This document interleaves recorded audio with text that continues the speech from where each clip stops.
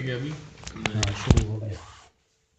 بر محمد و آل محمد صلوات اللہم صل علی محمد و آل محمد وعجل فرج. بسم اللہ الرحمن الرحیم وبہ نستعین وبخیر المعین. آج کی بحث ہماری نئی بحث ہے، اور وہ یہ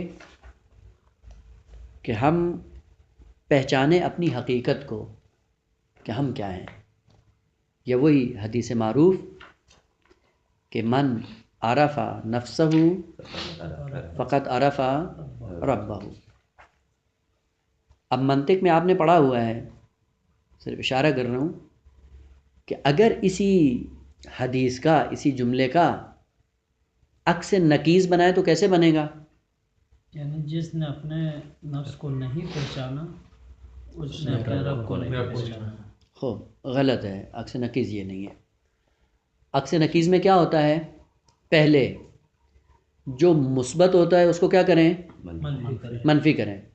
جو محمول ہوتا ہے اس کو موضوع کر دیں، موضوع کو محمول بنا دیں، اس شرط کے ساتھ کہ ان کا صدق و کذب باقی رہے. یہی ہوتا ہے نا. آپ کہتے ہیں کل انسان حیوان، جملہ درست ہے؟ عکس نقیض کیا ہوگا؟ کل لا حیوان لا انسان، جملہ درست ہے؟ بلے درست ہے.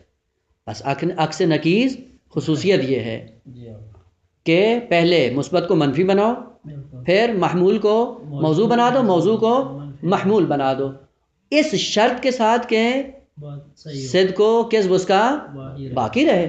یہ عکس نقیض ہے. خوب، من عرف نفسہ فقد عرف، عکس نقیض کیا ہوگی؟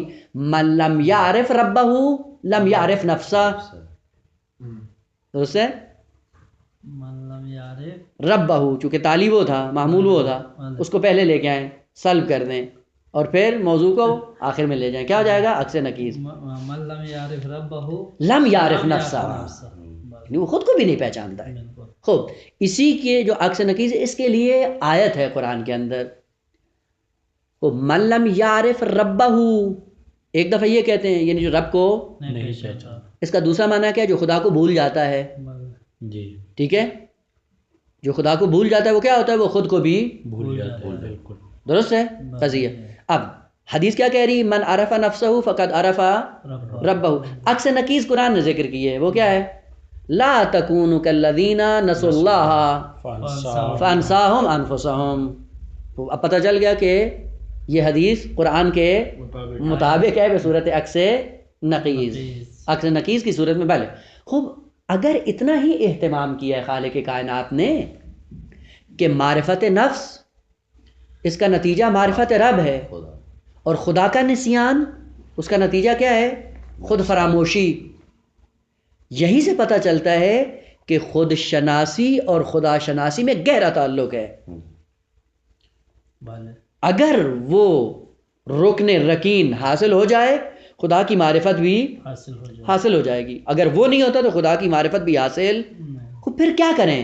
وہ کہا کہ سفر اپنی ذات سے شروع کرو، اپنی ذات کا عرفان پیدا کرو، آہستہ آہستہ خدا کی معرفت تک پہنچ جاؤ گے.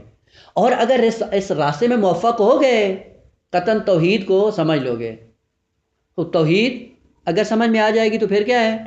پورا دین سمجھ میں آ جائے گا، اس میں کوئی شک نہیں ہے. خوب، آپ نے کیا کہا؟ اپنی ذات سے شروع کرو، خدا تک چلے جاؤ گے. لیکن اگر خدا تک نہیں پہنچو، یقین مان لو کہ خود کو بھول چکے ہو، اپنی حقیقت سے آشنا.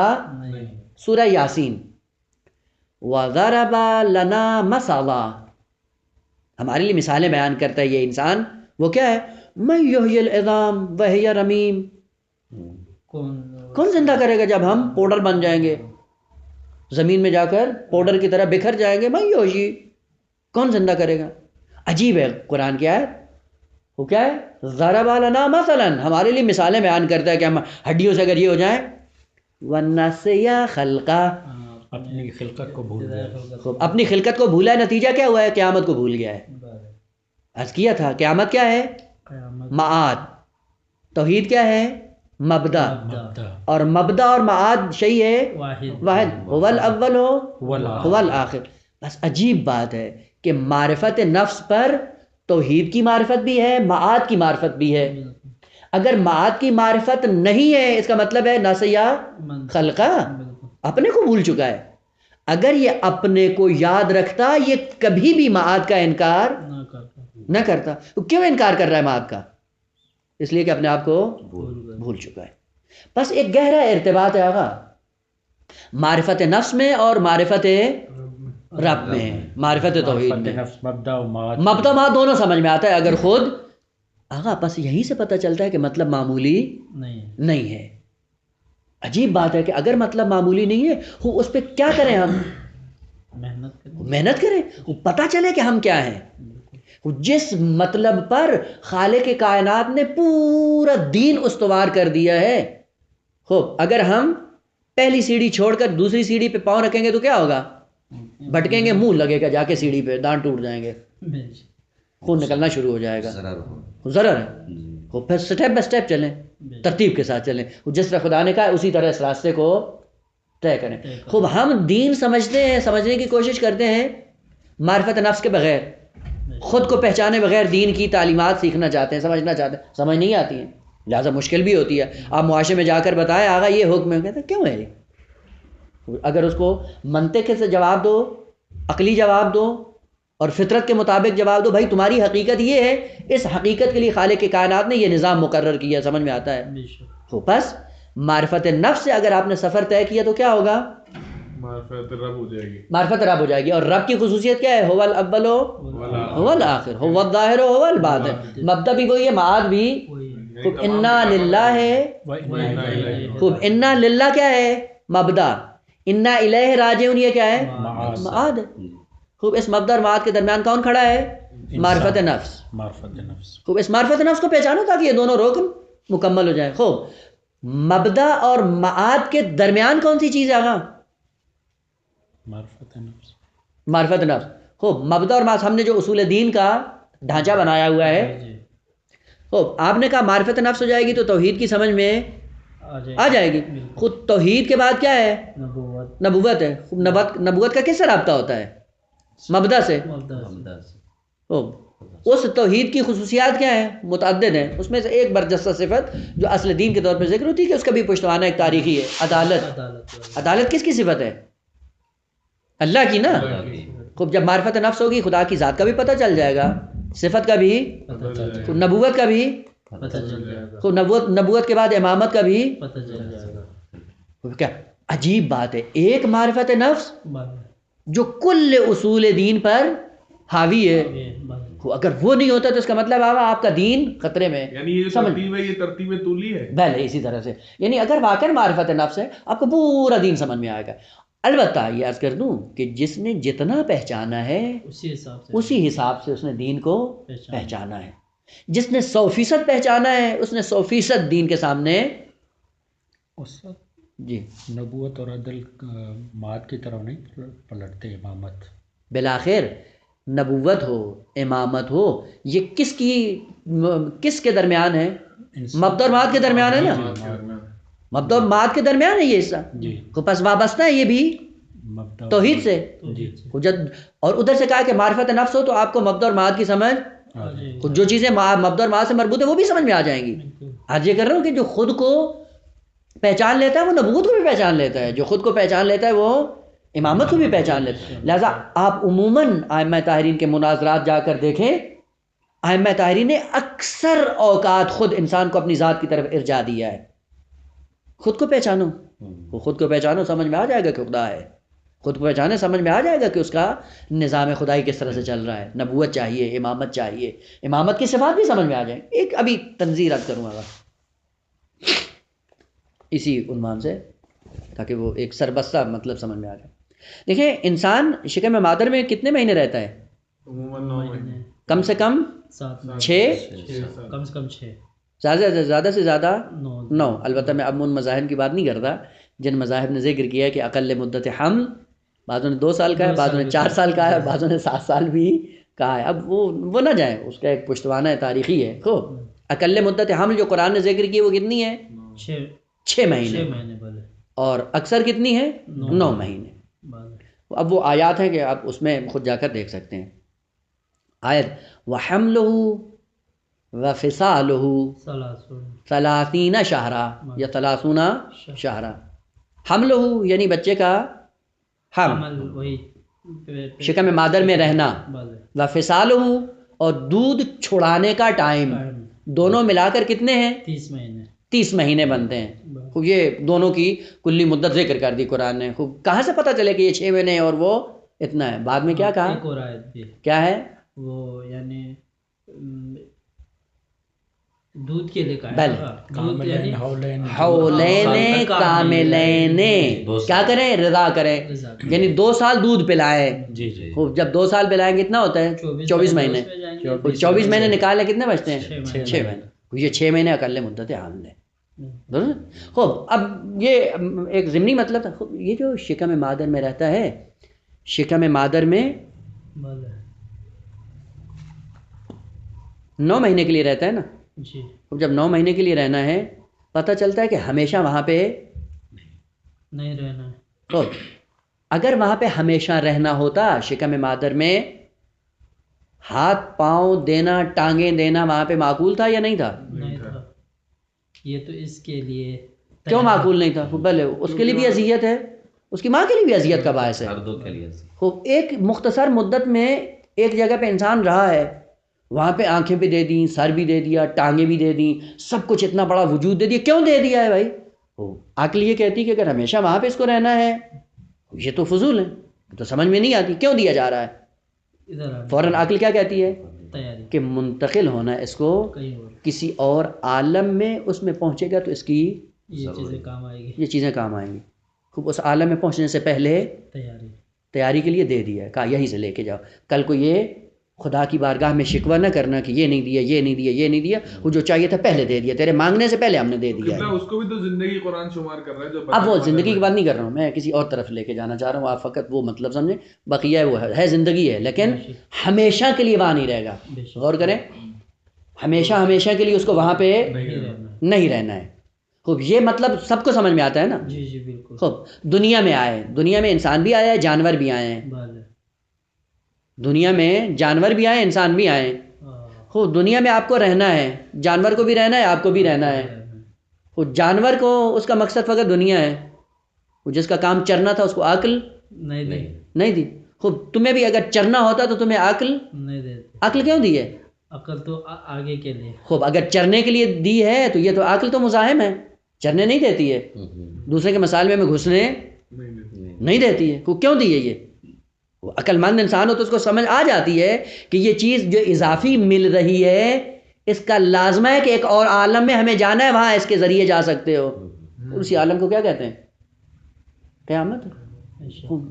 من عرف نفسہ فقط عرف ربہ۔ تھوڑا سا غور کریں، یعنی ٹانگیں اس میں نہیں تو اس کا یعنی استعمال دنیا میں ہے۔ بھلے عقل دی ہے کہ بھلے اسی کے لیے کہا العقل ما عبد بہ الرحمن واکتسب بہ الجنان، وہاں تک جانا ہے۔ اس تک جانے کے لیے ابھی سے عقل دے دی ہے، جس کو وہاں نہیں جانا تھا اس کو عقل نہیں دی ہے، وہ چرتا رہتا ہے۔ اب وہ لوگ جو کہتے ہیں کہ کیا ہے نموت ونحیا ولا یہلکنا الا الدہر، وہ کیا ہے؟ یہی زندگانی دنیا ہے، اس کے بعد کی دنیا ہے ہی نہیں۔ سوال کیوں عقل دے دی تمہیں؟ پھر آپ کی ضرورت ہی نہیں، کہ ضرورت ہی نہیں تھی۔ اگر تمہیں یہاں رہنا تھا، چرنا تھا، تو تمہیں جانور کی شکل میں بھیجا جاتا کہ تم یہاں پہ رہ کے چرتے ہی رہتے۔ وہ عقل کیوں دی ہے؟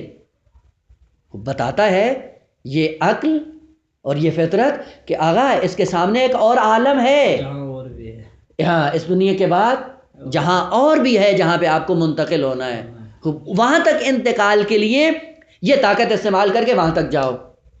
بس من عرف نفسہ فقط، ایک نمونہ عرض کیا کہ بھلے البتہ کئی ایک نمونے عرض ہوں گے، بس عرض یہ کر رہا تھا کہ معرفت نفس انتہائی ضروری ہے۔ انتہائی اہم ترین موضوع جو قرآنی ہے وہ معرفت نفس، انسان شناسی ہے، اور آپ کو ہر باب میں یہ کام آئے گا۔ میں نے ایک نمونہ صرف عرض کیا ہے۔ قبلہ تو پھر وہاں پر عقل کا استعمال کیا ہوگا؟ عقل کا آغا جیسے غلط نہیں کرتے ہیں. نہیں میں کہہ رہا ہوں سوال یہ ہے ٹانگوں کا جو بطن مادر میں دی جی وہاں اس کا استعمال نہیں تھا, اس کا استعمال دنیا میں آ کے ہو رہا ہے. درست ہے نا, لیکن دنیا میں عقل دی تو اس کا استعمال دنیا میں عقل دی کہ ان کو کس طرح استعمال کرنا ہے, اعضاء جسمانی کو. پہلے اعضاء جسمانی کو کس طرح, فقط یہ دیے ہیں استعمال کے لیے, ٹھیک ہے, ان کو استعمال کس طرح کرنا ہے اس کے لیے عقل دی ہے. تو اس کا اور یہ عقل حیوانوں کو نہیں دی. کیوں؟ ان سے کہا جس طرح مرضی کرتے رہو, کیونکہ تمہارا کام چرنا ہے. جب چرو گے تو کیا کرو گے؟ مالک کا کھا لو, مشکل نہ دارت, کسی اور کا کھا لو تبھی. تو پھر قرآن جو زندگی کہہ رہی ہے مادہ مرگ وہ الگ ہے, اور جو آپ آگا بات کر رہے ہیں وہ الگ ہے. زندگی کے مراتب الگ الگ ہے. ایک زندگی ہے جمادی ہے, ایک زندگی ہے نباتی ہے, ایک زندگی ہے حیوانی ہے, اور ایک زندگی ہے انسانی. حیات کے مراتب ہیں, اور انسانی زندگی کے بعد پھر مراتب ہوتے ہیں کہ اسی انسانی زندگی کے اندر ایک حیات ایمانی ہے, ایک حیات ملکوتی ہے, ایک حیات الہی ہے. آئیں گے انشاءاللہ یہ سارے مراحل. لفظ حیات سن کر جھانسے میں نہ آئیں. حیات ایک لفظ مشترک لفظی, اس حیات کے نیچے کئی ایک اقسام ہیں. خوب جانور بھی زندہ یا نہیں ہے؟ بالکل. خوب انسان بھی زندہ ہے. دونوں کے حیات میں کوئی فرق آتا ہے نا یا نہیں آتا؟ خوب اگر یہ انسان اسی ڈگر پہ چل رہا ہے تو یہ کیا ہے؟ حیوان ہے. یہ چرتے رہتے ہیں, صبح سے اٹھ کے شام تک چر لیا, کھا لیا, سو گئے. یہ کون سی حیات ہے؟ حیات ہے حیوانی, انسانی نہیں ہے. بس عقل کس لیے دیا ہے؟ کہا کہ ان کو استعمال کس طرح سے کرنا ہے, اور استعمال کر کے تمہیں منتقل کہاں ہونا ہے. بھلے جہاں منتقل ہونا ہے وہاں کے لیے آمادگی کر کے جاؤ, اور جب آمادگی کر کے جاؤ گے وہ ہمیں نہیں پتا کیسے آمادگی کرے گا, اس لیے ہم نے آپ کو عقل دی ہے کہ نمونے دیا. وہ مثال ہر باب میں کام آئے گی. جی انسان ہاں عرض کر, انسان شناسی ہر باب میں کام آئے گی. کیا مطلب؟ آقا آپ کے جتنے معتقدات ہیں, شفاعت کا موضوع ہو انسان شناسی پر موقوف ہے,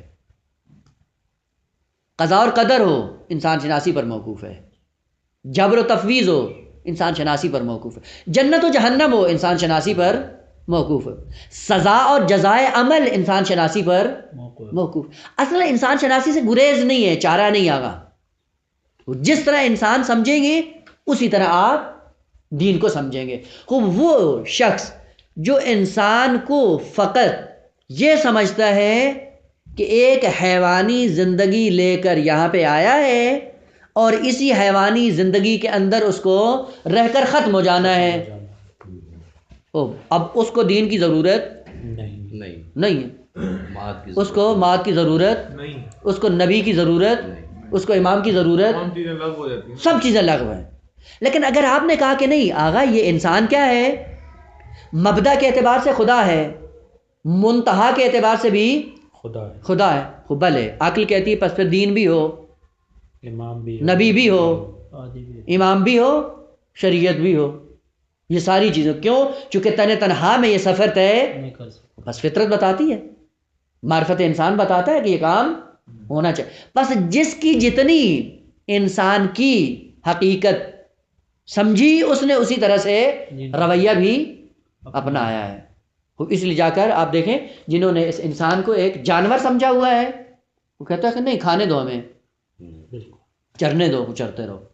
جس نے کہا کہ نہیں ہم چرنے کے لیے یہاں پہ نہیں آئے, وہ کہتا ہے پھر مجھے دین دو. اب بات یہ صرف بس معرفت نفس تمام ابواب میں کام آئے گی. اب آتے ہیں وہ معرفت نفس. یہ پہلے دوسرا نقطہ عرض کر دوں کہ نفس انسان کی حقیقت کا ایک پہلو ہے, جی جو کل حقیقت انسان نہیں ہے. خوب کل حقیقت انسان کے کون کون سے پہلو ہیں وہ انشاءاللہ ایک ایک کر کے عرض ہوں گے. خوب انسان کیا ہے؟ بس انسان شناسی مہم ہے. سمجھے کہ انسان کیا ہے؟ جی ہم کیا ہیں, یعنی انسان کیا ہے. پہلا کلمہ, خوب کلمے پہ رک جائیں, بعد میں انشاءاللہ آگے بڑھیں گے. کلمہ انسان کس سے نکلا ہے؟ ان سے یا نسیان سے؟ بعض کہتے ہیں نسیان سے, بعض کہتے ہیں ان سے. روایتوں میں فرق ہے, روایتوں میں فرق نہیں ہے, معنی میں فرق. وہی نسیان سے بھی کہتے ہیں تو اس کی وہ الگ کرتے ہیں، الگ کر. خوب، انسان دو کلمے، ناسیا سے نکلا ہے یا آناسا سے نکلا ہے کلمہ. آناسا کا مطلب کیا ہے؟ انس.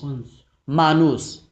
مانوس کیا ہوتی ہے؟ یہاں پہ دو چیزیں قدر مشترک میں شریک ہوں، ایک دوسری کے ساتھ ہم آہنگ ہوتی ہے نا، مانوس ہوتی ہے. خوب، یعنی ان کے اندر کوئی تضاد نہیں ہوتا. اگر ناسیا سے ہو، اس کا معنی کیا ہوتا ہے؟ نسیان، بھولنا. البتہ نسیان کا معنی بھولنا نہیں ہے، بھولنا نتیجہ ہے. نسیان کہتے ہیں ترک کو. نسیان کا اصل لغت کے اعتبار سے معنی ہے ترک. یہ اب ذہن میں نہیں کہ بعض معنی وَلَقَدْ أَعِدْنَا إِلَىٰ آدَمَ فَنَسِيَ نہ بھول گیا، اے تارا کا. آئے گا انشاءاللہ کہ وہاں پہ عرض ہوگا کہ خوب ان آیات کا پھر ہم کیا جواب دیں کہ جو ہمیں اس جھانسے میں مبتلا کرتی کہ ظاہراً انبیاء نے کوئی غلط کام کیا ہے یا معاذ اللہ گناہ کیا، یا حد اقل وہی جو ترک اولا عموماً کہا جاتا ہے وہ کیا کہ انشاءاللہ آہستہ آہستہ آئے گا. بس پہلا کلمہ ہے کہ انس سے نکلا ہے یا نسیان سے نکلا ہے. ابھی ہم نے دو معنی کر دیے. اگر انس سے ہو تو اس کا مطلب کیا ہے؟ مانوسیت ہے.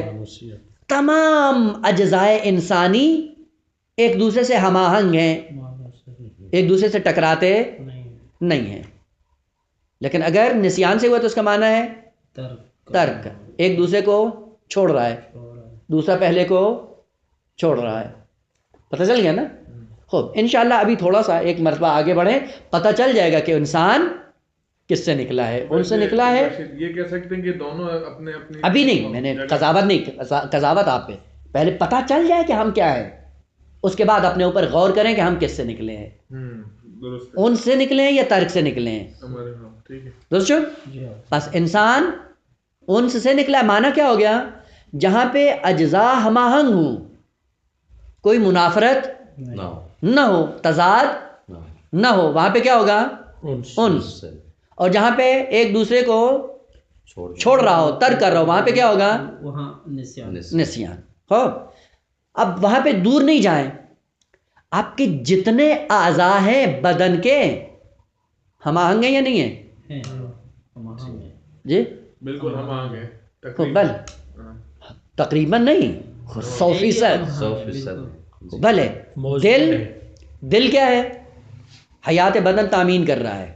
معدہ اس کے لیے غذا تیار کرتا ہے. سب منہ کھانا ہے، آنکھ غذا دیکھتا ہے، کان ساری چیزیں. اب ایک ایک کر کے نام لینا مقصود نہیں. ہم آہنگ ہیں یا نہیں ہیں؟ بالکل مل ملا کے کام کرتے ہیں، ایک دوسرے سے تعاون کرتے ہیں، ہم آہنگ بھی ہیں، موزون بھی ہیں. خوب، جب ہم آہنگ ہیں بس پتہ چلتا ہے کہ انسان انس سے نکلا ہے، مانوسیت ہے.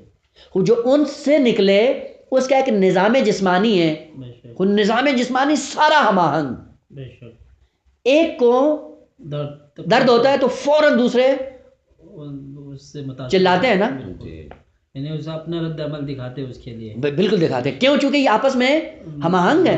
اگر یہ ہم آہنگ نہ ہو تو دوسرے کو تکلیف میں زجر اور اپنے آپ کو کرب میں مبتلا کرنے کی کیا ضرورت ہے؟ یہ کرب میں پورے جسم کا مبتلا ہو جانا بتاتا ہے کہ یہ آپس میں ہم آہنگ ہے. اس ہم آہنگی کے ساتھ ایک مقصد کی طرف گامزن ہے. بے شک. خوب، اگر یہ انس سے نکلا ہے اور انس کا معنی ہے ہم آہنگی، اور ہم آہنگی یعنی آپس میں ایک دوسرے کے ساتھ کاملاً جڑے ہوئے ہیں. اور جڑے ہونے کے بعد خوب اگر یہ انس سے ہی نکلا ہے اور انس کا معنی ہے ہم آہنگ، اور ہم آہنگ یعنی آپس میں ان کے اندر کوئی تضاد نہیں ہے، اختلاف نہیں ہے، سب کے سب ایک مقصد کی طرف گامزن. خوب، روح انسانی کو جو دین کی ضرورت پڑتی ہے، دین اس کی فطرت کے ساتھ ہم آہنگ ہے یا نہیں ہے؟ جی کس کی فطرت کے ساتھ؟ دین، فطرت انسانی اور روح انسانی کے ساتھ ہم آہنگ ہے یا نہیں ہے؟ ہم آہنگ ہے، حتماً ہونا چاہیے، چونکہ انسیت کا تقاضا ہے کہ وہ پورا دین اس کی فطرت کے مطابق ہو، چونکہ دین اس کے لیے آیا ہے. وہ دین اگر اس کے ساتھ ہم آہنگ نہ ہو، اصل اس کے لیے قابل عمل نہیں ہے. بس عقل یہ بتاتی ہے کہ پورے کا پورا دین اس کے ساتھ ہم آہنگ ہونا چاہیے. اور پورے کے پورے دین کے ساتھ اس کو کیا ہونا چاہیے؟ ہم آہنگ ہونا چاہیے. انشاءاللہ یہ ادعا ہے، یعنی خود اسی انس سے سمجھ میں لگتا ہے آتا ہے. البتہ ایک ایک کر کے انشاءاللہ آپ دیکھیں گے جب دین کے حصوں کو اسی جملے میں دونوں کو آپ کا اطلاق کر سکتے ہیں. جی اسی جملے میں یعنی انس والا بھی اور نسیان والا بھی. اسی دین اسلام یعنی انس کے اگر نہیں ہے دین اسلام کے یعنی اس سے انس نہیں ہے تو پھر وہ انسان دیگر معنوں میں جائے گا. بھلے ترک سے چلا جائے گا. جب چھوڑ دیتا ہے انسان اس کا مطلب کیا ہے؟ یعنی اس کے ساتھ سازگار نہیں. انشاءاللہ بات آئے گی کہ کیوں سازگار نہیں.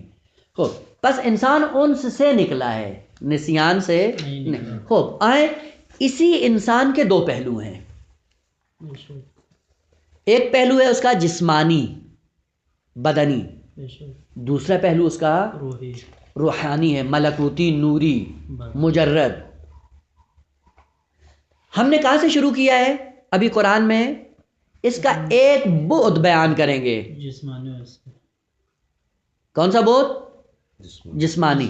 روحانی بھی آئے گا، ایسا نہیں کہ اس کو بیان نہیں کریں گے، نہ، وہ بھی اپنے مقام پہ کاملاً بیان ہوگا. یہ چونکہ آیت جامع ترین آیت ہے اس لیے اس کا انتخاب کیا ہے. اور تمام آیات میں ترتیب کے اعتبار سے تخلیق کی عنوان سے یہ پہلے مرتبے پر ہے آیت یا کوئی اور ہوگی؟ عرض کیا ہے ابھی، توجہ اگر آپ نے کی ہو، میں نے کہا کہ جامع ترین مطالب اس نے یکجا یہاں پہ بیان ہوئے ہیں. پراکندہ 1 2 3 مطالب بقیہ آیتوں میں ہیں، سب کی طرف اشارہ ہوگا، سب کو متعرض ہوں گے. اور وہ جو الگ الگ ہوئے وہاں پہ کیا خصوصیت ہے انشاءاللہ اس کی طرف اشارہ ہوگا. خوب سب سے پہلے آیت کے اندر ارشاد ہے وَلَقَدْ خَلَقْنَا، کس کو؟ الانسان.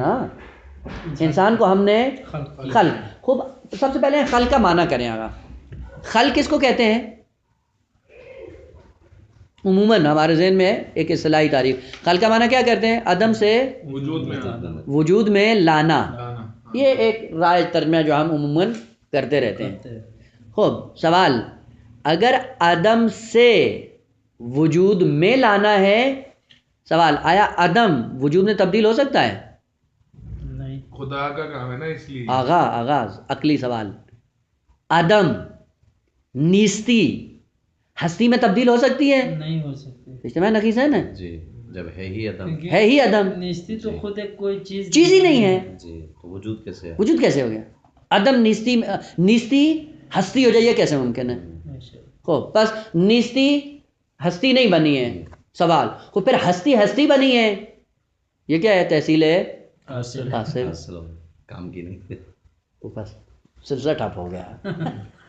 یہی تو کار خدا ہے کہ وہ آدم سے وجود بخشتا ہے. آغا خدا بخشتا ہے، سب کچھ بخشتا ہے. لیکن عقل بھی تو قبول کرے نا.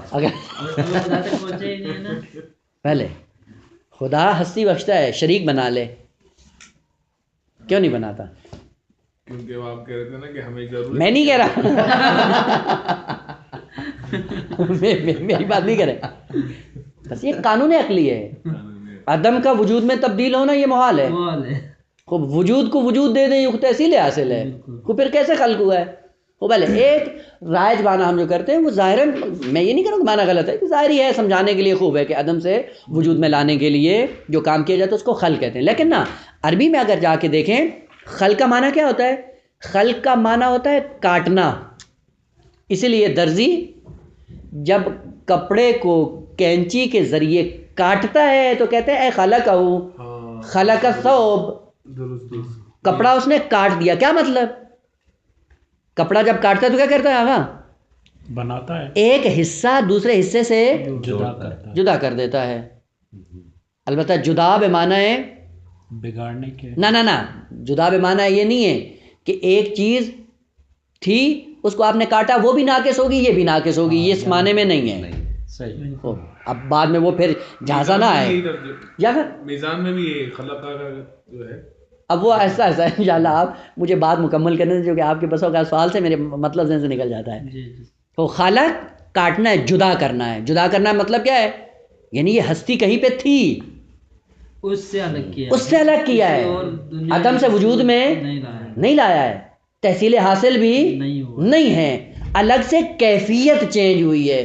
اسی لیے جب انسان کے لیے آتا ہے جملہ کیا ہوتا ہے؟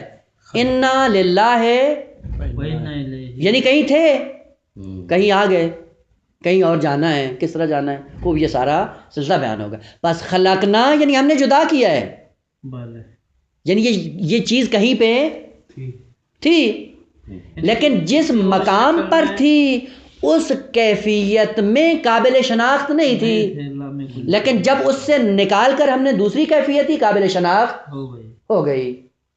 ٹھیک ہے آقا؟ بس یہی چیز موجود تھی لیکن قابل شناخت نہیں تھی، لیکن جب ہم نے اسی کو دوسری کیفیت دی کیا ہوگی؟ قابل. سورہ دہر، هل اتى على الانسان حين من الدهر لم يكن شيئا مذکورا. وہاں پہ خدا نے یہ نہیں کہا کہ شے نہیں تھا، کہا نا شیء مذکور نہیں تھا، شے تھا لیکن قابل ذکر نہیں تھا، ناشناختہ تھا، معروف نہیں تھا، پہچانا ہوا نہیں تھا، لیکن تھا. خوب، بس خلق کا معنی کیا ہوا؟ الگ کرنا، جدا کرنا، کاٹنا، کسی چیز کو کسی چیز سے الگ کرنا. الگ کرنے کا مطلب کیا تھا؟ یعنی جب تک اسی موطن میں تھا اور اس موطن میں ہو قابل شناخت نہیں تھا. وہ پھر کیا؟ ہم نے اس کو الگ کیا، چن لیا، خلق کیا، جدا کیا، ایسی کیفیت کے ساتھ جدا کیا کہ قابل شناخت ہو گیا. اب انشاءاللہ ایک ایک کر کے آگے بڑھیں گے. خوب، سب سے پہلے ہم نے انسان کو خلق کیا یعنی جدا کیا. کہاں پہ تھا؟ خوب، اب اگلا کلمہ لقد خلقنا الانسان کہاں پہ؟ من سلالۃ من طین. البتہ یہ ذہن میں رکھ لیں کہ تین تیسرا مرحلہ ہے، اس سے پہلے انشاءاللہ عرض ہو جائے گا، لیکن اس لیے انتخاب کیا ہے کہ مطلب ذہن میں آ جائے. وَإِلَّا اس سے پہلے مرتبے دو ہیں، ایک ہے تراب اور دوسرا ہے تین ہے لازب، اس کے بعد پھر تین ہے. انشاءاللہ جب آ جائے گا تو خلط نہیں ہوگا، چونکہ یہاں پہ اس لیے ذکر کر رہے ہیں کہ ذہن میں رہے فقط مطلب. خوب، تین. اب دوسرا ہے لقد خلقنا الانسان من سلالۃ من طین. سلالہ کا معنی ابھی بعد میں رہنے دے، تین کا معنی کریں. تین کس کو کہتے ہیں آپ؟ جی مٹی کو نہ خیر، نہ وہ جو کیچڑ تین کیچڑ ہے وہ جس سے پانی کی تراوٹ ختم ہو چکی ہو. نہ خیر، اچھا ایسا نہیں، گیلی مٹی یا کیچڑ. اب یار خوب عجیب ہے، خالق کائنات نے کیا کہا؟ کہ ہم نے انسان کی خلقت کا آغاز کیا کہاں سے؟ تین سے، کیچڑ سے. کیچڑ کیا ہے؟ غور نہیں کیا. پانی اور وہ تراب اور پانی کے مجموعے کو تین کہا جاتا ہے. تراب بھی ہے، ماں بھی ہے. غور کیا ہے کبھی؟ خود تراب الگ حقیقت ہے، ماں دونوں حقیقتوں کو جب یکجا کیا کیا بن گیا؟ تین بن گیا. خوب، یہ تین کیا ہے؟ کیا مطلب؟ کہ یہی تراب بغیر پانی کے مردہ تھی، پانی بغیر تراب کے اس کا بھی کوئی تعارف اور پہچان نہیں تھی. خوب، پانی نے اس تراب کو حیات دی، تراب نے پانی سے حیات لے کر ایک شیء سوم جنم دے دی. خوب، جب یہ ملتا ہے دونوں یعنی پانی اور تراب کیا بنتا ہے؟ کیچڑ بنا میں تین. خوب، اب یہ مثال کے طور پہ ایک دانہ، ایک بیج جب آپ زمین کے اندر رکھتے ہیں کبھی بھی رشد نہیں کر، اگر خالی زمین ہو. اگر اس دانے کو اٹھا کر پانی کے نیچے رکھ دیں رشد نہیں کرے گا. وہ کب رشد کرے گا؟ جب یہ دونوں آپس میں ملیں گے، پھر یہ ایک چیز سوم میں سے وجود میں آئے گی اور وہ چیز سوم اپنے رشد اور حیات کو پالے گی. بس یہ تین کیا ہے؟ تراب اور ماں کے مجموعے کا نام ہے بنام کیچڑ. عجیب ہے، خدا فرماتا ہے کہ ہم نے اس کیچڑ سے انسان کو کیا کیا ہے؟ الگ کیا. کیا مطلب؟ یعنی تھا اس کے اندر تھا متعدد اجزاء اس کے تھے لیکن قابل ذکر نہیں تھے، انسان تھے. وہ وہاں پہ کیا ہے؟ یہ تراب بالفعل ہے، تین بالقوہ ہے. پانی آئے گا تو کیا ہو جائے گی؟ تین بالفعل بن. یہی تین بالفعل کیا ہے؟ سلالہ ہے بالقوہ، تین ہے فعل، بالفعل، اور پھر اسی طرح سلالہ ہے بالفعل، سلالہ نطفہ ہے بالقوہ، نطفہ بالفعل ہے، علقہ ہے بالقوہ، علقہ بالفعل ہے، مضغہ ہے خوب مضغہ بالفعل ہے، کسون العظام بالقوہ ہے خوب، اور آخر میں ثم انشأناه خلقا آخر، یہی بدن ہے بالفعل، روح ہے بالقوہ، جب روح میں تبدیل ہوگا انسان بالفعل ہو جائے گا خوب۔ اب مراتب انشاءاللہ آہستہ سے ایک ایک کر کے اس کی وضاحت کروں گا کہ کس طرح سے ہوا۔ بس ابھی فقط 2 کلمے ہم نے بیان کیے، کیا؟ خلق کا معنی کیا اور انسان کا معنی کیا ہے، اور تین کا، تین کیا ہے؟ ماء اور تراب کے مجموعے کا نام کیا ہے؟ تین ہے خوب۔ یہ تین سے ہم نے آغاز کیا انسان کا، تخلیق انسانی کا، یہیں سے اس کو ہم نے نکالا ہے، جدا کیا ہے، جدا کرنے کی ابتدا ادھر سے، جدا یہیں سے ہم نے کیا ہے۔ وہ کس طرح جدا کیا ہے؟ پہلا کیا کیا کہ ہم نے سلالہ نکالا ہے، یعنی تین کو کس میں تبدیل کیا ہے؟ سلالہ میں۔ سلالہ کیا ہے؟ سلالہ کا معنی کہتے ہیں جوس، نچوڑ، نتیجہ، ما حصل، جوہر، جو بھی آپ معنی کریں۔ مثلا فرض کریں سیب آپ کے سامنے ہوتا ہے، یہ سیب اگر اپنی کیفیت پہ ہو ایک الگ حقیقت ہے خوب، اسی سیب کو آپ جوسر میں ڈالیں کیا ہوگا؟ چھلکا الگ ہو جائے گا، پانی الگ ہو جائے، یہ جو پانی الگ کیا ہے اس عمل کو عربی میں کیا کہا جاتا ہے؟ سلالہ۔ جب سیب تھا الگ شکل تھی، سلالہ نکالا تو الگ شکل بن گئی۔ البتہ یہاں پہ ایک اور کلمہ یہاں پہ عرض کر دوں، یہ خوبصورت ہے، عربی بھی اور قرآن بھی۔ سلالہ بھی کہتے ہیں نچوڑ کو، نچوڑ ہوتا ہے نا، جوس ہوتا ہے نا، سیب کا جوس نکالنے یہ کیا ہے؟ سلالہ ہو، اور بقیہ جتنے بھی پھل ہیں، پرتقال کا جوس نکالنے وہ بھی کیا ہے؟ سلالہ ہے۔ مالٹے کا نکال دیں وہ بھی، ہندوانے کا نکال دیں وہ، انار جس کا بھی نکال دیں خود، جب سلالہ کرتے تو ہوتا کیا ہے؟ خالص مواد الگ ہو جاتا ہے، ناخالص الگ ہو جاتا ہے، بس یہی خالص کو ناخالص سے جدا کرنے کے لیے عمل سلالہ وجود میں آتا ہے، یہ سلالہ ہے۔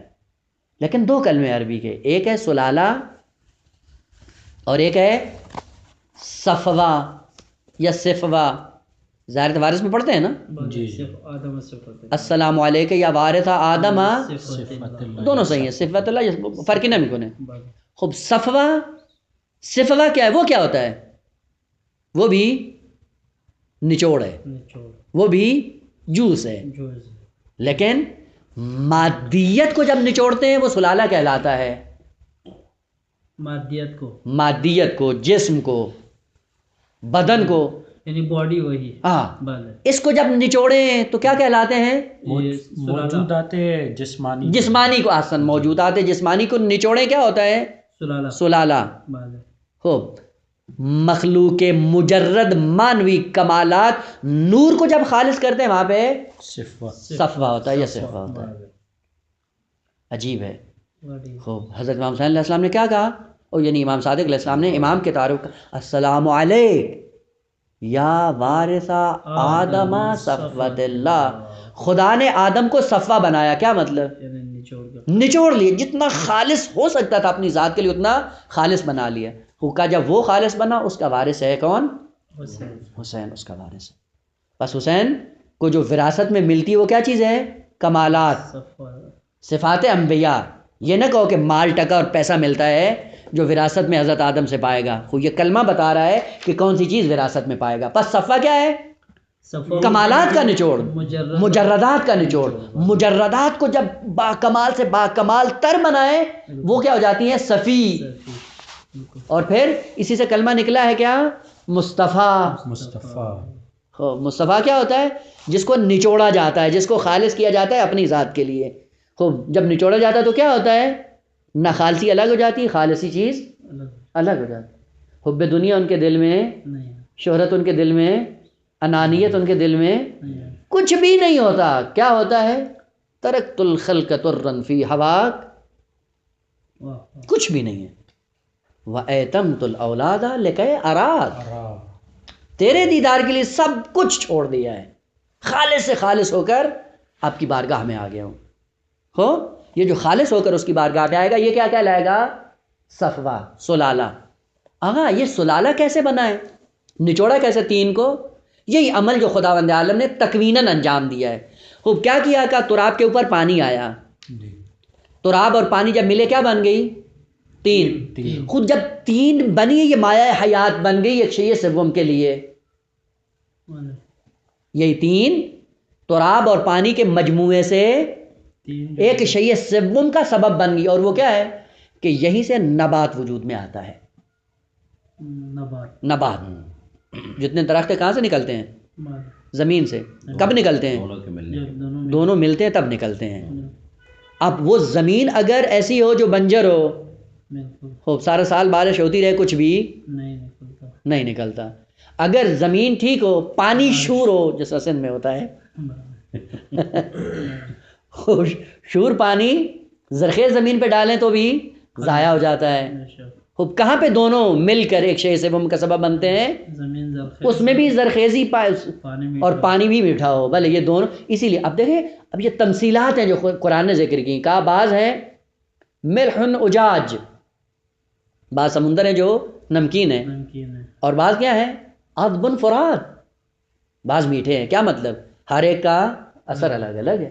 یہ کس لیے ذکر کر رہا ہے قرآن؟ یہ نمونہ اس لیے ذکر کر رہا ہے کہ غور کرو اس میں، اور غور کرنے کے بعد دیکھو کس نتیجے پہ پہنچ۔ خوب عرض کیا کہ یہ تین سے کیا نکلے گا شیء سوم، وہ کیا نکلے گی؟ غور کیا؟ یہ سب کچھ جو نبات روئے زمین پر ہے یہ کس کا نتیجہ ہے؟ اسی ماء اور تراب کے ملنے کے بعد جب تین بنی، تین نے چیزیں سوم کو وجود دیا، جنم دیا۔ کیا بن گیا؟ کوئی کیلا بن کے نکل رہا ہے، کوئی سیب بن کے نکل رہا ہے، کوئی انار بن کے نکل رہا ہے، اور ہر ایک کوئی لیمو شیرین بن کے نکل رہا ہے، کوئی ہندوانہ نکل رہا ہے۔ یہ کیا ہے؟ یہ سب سلالہ ہے۔ یہی انار زمین میں تھا یا نہیں تھا؟ موجود تھا، لیکن اس موجودہ کیفیت میں قابل شناخت جب نکلا اس کیفیت میں آیا، قابل شناخت ہو گیا۔ ایسے مٹھاس موجود تھی مگر سب کچھ تھا۔ ایک ہی جگہ آپ دو پودے لگاتے ہیں، لیمو بھی لگا دیں، لیمو ترش، لیمن، وہیں پہ آپ آم بھی لگا دیں، دونوں کی جڑیں اسی زمین کے اندر ہیں۔ ایک کھٹا بن رہا ہے اور ایک میٹھا بن رہا ہے۔ اس کا مطلب ہے زمین کے اندر مٹھاس بھی ہے، کھٹاس بھی ہے۔ وہ آلہ جو چوسنے والا ہے وہ مختلف ہے، وہ مختلف ہے۔ آم مٹھاس کو چوستا ہے اور یہ خود دونوں یہیں پہ تھی، خود دونوں تھی قابل شناخت، لیکن ایک وہ جز جب آم میں آیا اس نے تعارف کروا دیا میں یہ ہوں، وہ جب لیمو میں گیا اس نے بتایا میں یہ ہوں۔ یہ سلالہ ہے، کل کائنات یہ سلالہ ہے، اور اس سلالے کو پہچانو۔ یہ کیا ہے؟ یہ سلالہ کس لیے بن رہا ہے؟ کہ یہ آپ کی اور میری بات ہو رہی ہے، یہ پہلا قدم ہے۔ یہ سارا سلالہ ہے، سارا جوس نکالا ہے خدا نے، اسی لیے کہا ہے اس جوس کو پینے کے لیے زیادہ ٹائم نہیں چاہیے، سوچنے لیکن اس کو سمجھنے کے لیے ٹائم چاہیے۔ ہندوانہ دیکھیں کیا ہے؟ ایک چھوٹی سی بیل ہوتی ہے، چھوٹی سی بیل، اور بڑے بڑے 20 کلو کا وہ مشق بھری ہوتی وہاں پہ موجود ہوتی۔ عجیب بات ہے، یہی مٹھاس اور یہی رنگت سب کچھ اسی کے اندر تھا۔ وہاں پہ ایک بیل چاہیے تھی جو چوس کر اس کو اس طرح سے ظاہر کر دے، بیل کی مشین۔ ہاں یہ مشین، یہ کارخانہ ہے۔